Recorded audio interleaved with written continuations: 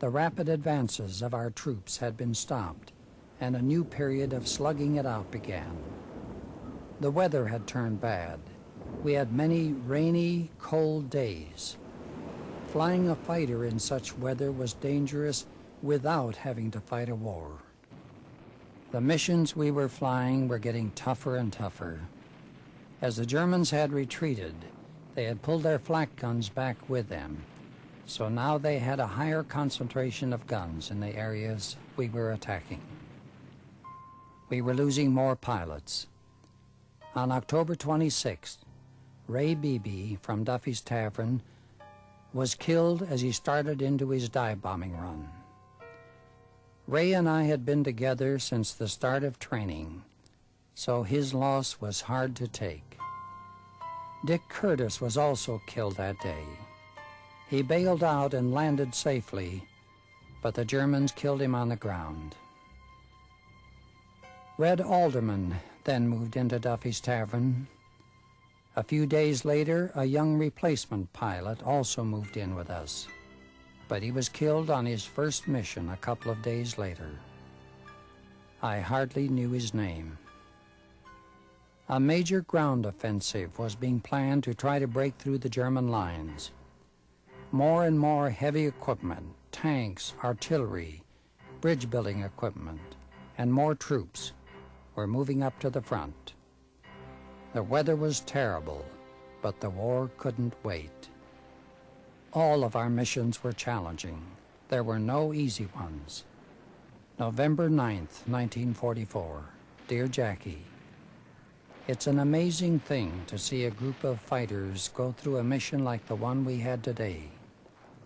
How pilots can dive down through a wall of flak when they know that their chances of getting through unhit are pretty small, I just don't understand. Even though I do it, I still don't understand. One of the pilots had a crazy experience today. Just after we took off, his eyes crossed, and he couldn't get them uncrossed.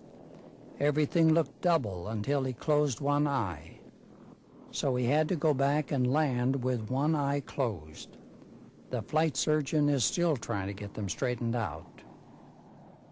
8 days later, this pilot refused to dive on a target and had an emotional breakdown in our tent that night. He drew his .45 and threatened to kill a couple of us.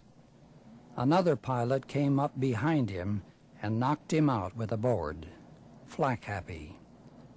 The next day, he was taken away in a restraining jacket. On November 16th, 1944, in the rain and mud, all 6 Allied armies attacked the fortified German lines on the Western Front.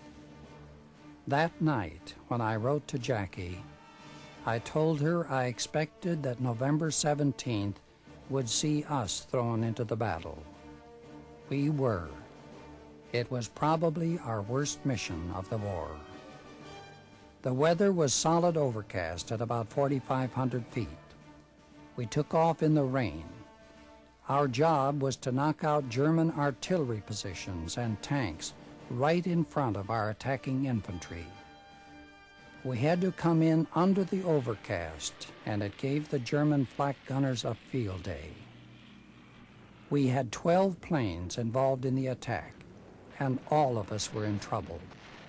I was hit in the canopy right behind my head just when I rolled over to start my dive bombing run, and I was hit again as I started to pull out.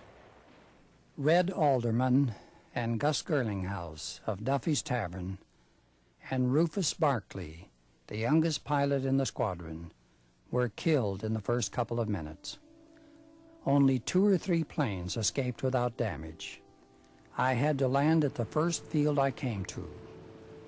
When I was able to return to my squadron about 3 hours later, I was listed on the board as missing in action.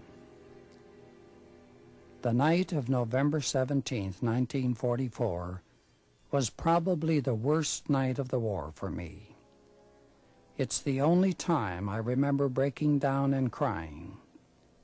Johnny Bathurst and I packed the footlockers for our dead tent mates. Red had written letters to his wife and to his mother for me to mail if he was killed. I held these back until I knew they had been notified. Later, I wrote personal letters to each of them, giving what additional information I could. To keep our sanity, Johnny and I decided we had to protect ourselves emotionally. We had lost 4 pilots from Duffy's Tavern in 3 weeks, and we just couldn't face it again. We had come into the group with 18 other pilots, most of them close friends. As they were killed off, a little of us died with each of them. It was becoming too painful, so we decided to quit making new friends. We refused to let any new people into our tent. It was an emotional defense system. When I left the group, I found I had far fewer people that I was close with than when I arrived. It was an emotional control that I put on myself, and it affected me for many years after the war was over. New weapons were being introduced into combat on both sides in an effort to gain an advantage. We introduced an anti-aircraft shell with what was called a proximity fuse. The shell didn't have